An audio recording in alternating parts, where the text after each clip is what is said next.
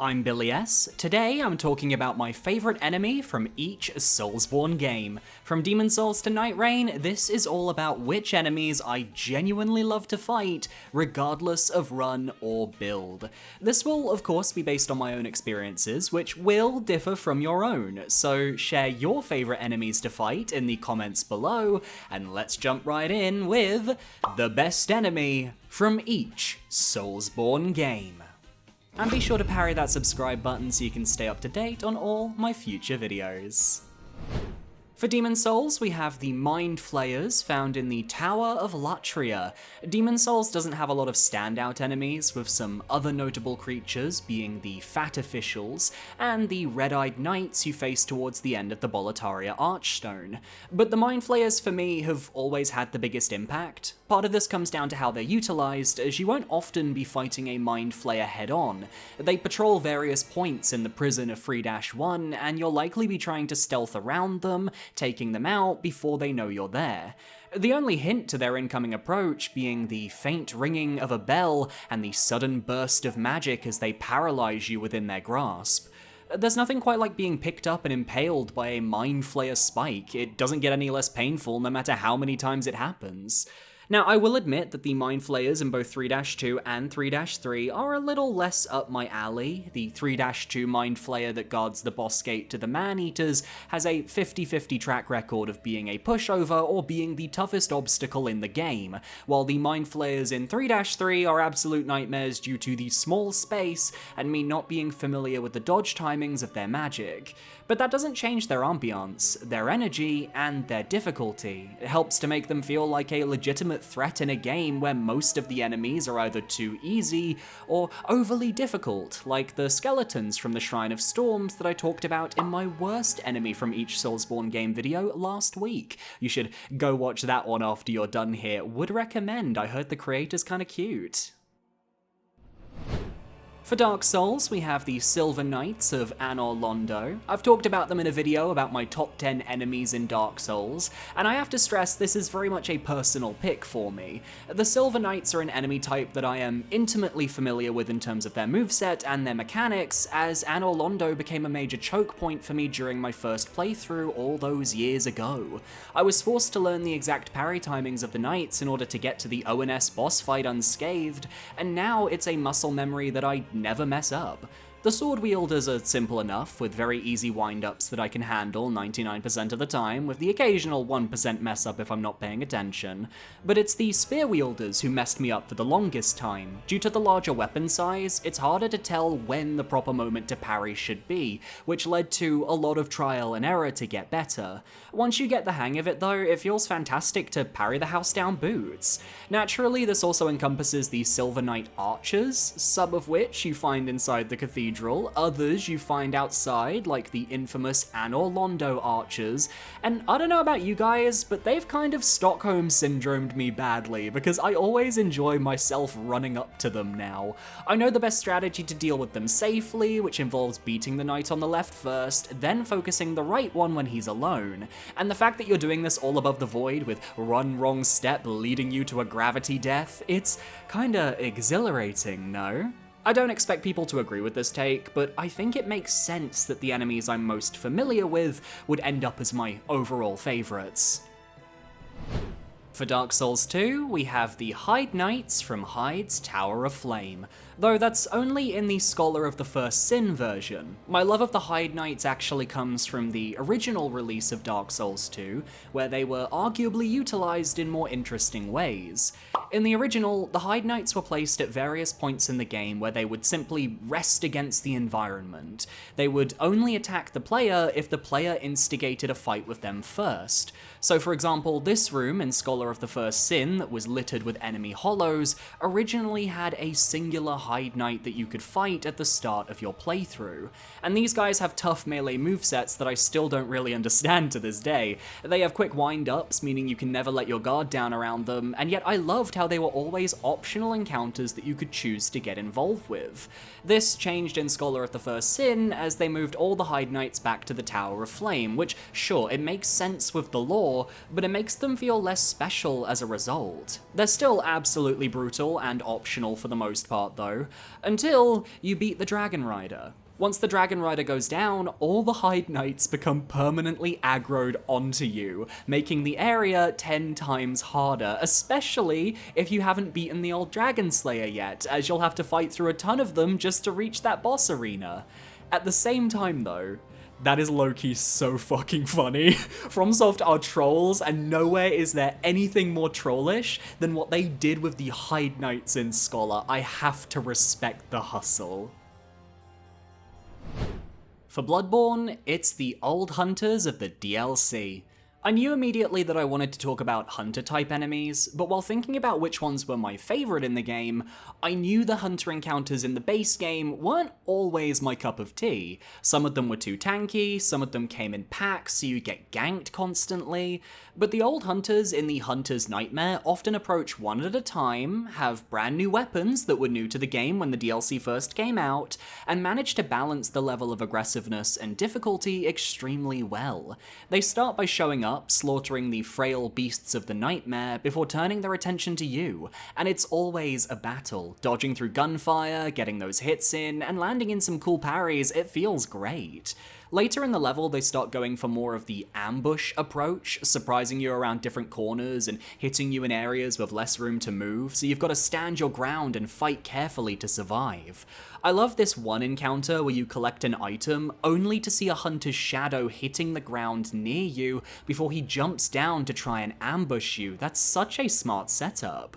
My favourite hunter though is this one in the Street of Blood. He's just got an aura about him to where I always remember this encounter even if it's not any different to the ones prior. Sometimes it's all about a strong sense of imagery that really enhances an enemy, and the old hunters just aura farm the fuck out of this DLC. There's something fun about them to where they still feel like enemies, as opposed to the base game hunters who are so similar to the player that their constant dodges can feel like a pain in the ass, and that's just how I like it. For Dark Souls 3, we have the Corvian Knights found in the painted world of Ariandel. While most people would pick the Ringed City Knights for their aura farming drip and their intense difficulty, or any variant of late game Lothric Knight for their challenge, I went in a different direction here. Corvids are cool. Crows, ravens, I love their aesthetics. I recreated an entire game show in Minecraft themed around Raven years ago. I even have a D&D character whose premise is a raven with a gun.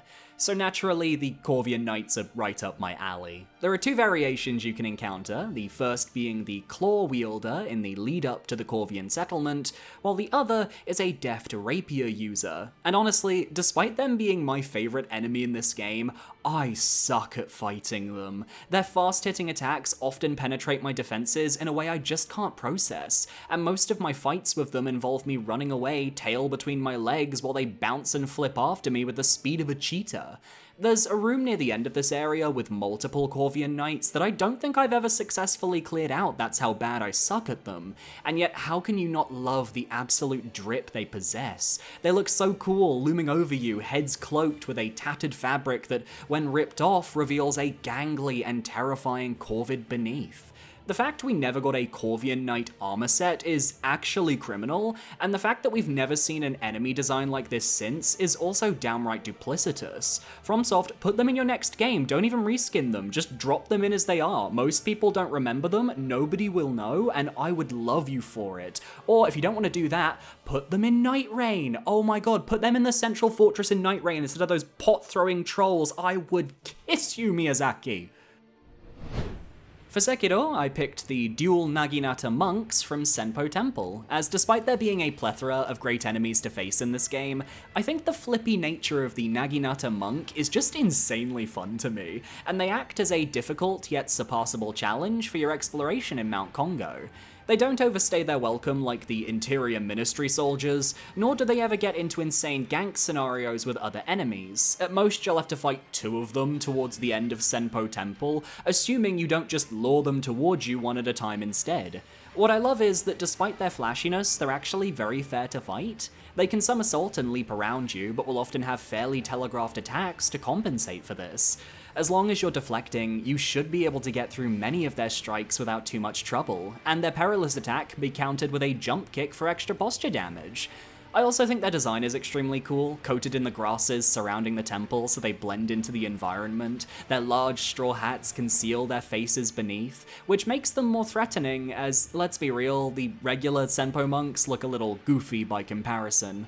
You can tell at a glance that they mean business, and being one of the only Naginata enemies in the game, I have to respect it as someone who loves a Naginata in video games. They just feel so satisfying to fight once you understand their moveset and you stop being afraid of them. My first playthroughs were spent just running past them. I was missing out. Hell, I even considered them as the toughest enemy in the game for a while, and I don't necessarily feel that's the case anymore. I think they're more manageable than I gave them initial credit for, but they're still tough.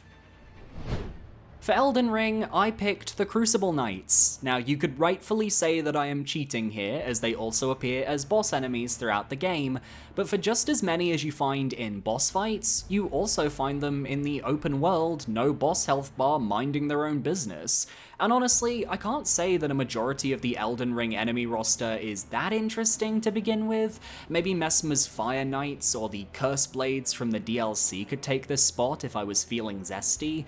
But I can't deny that the Crucible Knights are the enemies I enjoy fighting the most in these games. They're like the Black Knights from Dark Souls, where there's only a limited amount per playthrough, and anytime you fight them, you're in for a world of hurt.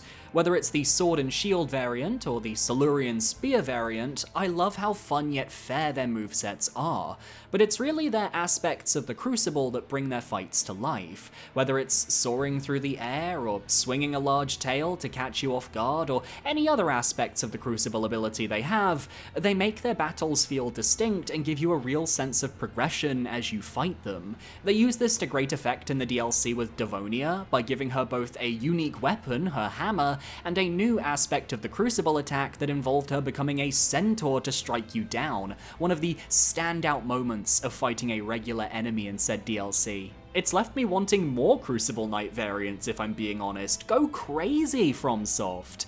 You'd think after a few years of fighting the same enemies over and over I'd be sick of them, but no, I actively seek them out and will continue to do so in every future playthrough. No other enemy in Elden Ring really gives me that same energy. For Nightreign, I went with the Flame Chariots that spawn either in fire camps or in the Shifting Earth Crater event, because when thinking about Nightrein's enemies, I wanted to highlight an enemy type that actually showcases something unique about Nightreign, something you can't get from fighting this enemy in the base game of Elden Ring. Then I remembered that the Flame Chariots are extremely easy to kill in Nightreign due to your Nightfarer's double jump, and that led us to this entry. In base game Elden Ring, the only way to hit the insta-kill spot on the Flame Chariot was through a plunging attack from above.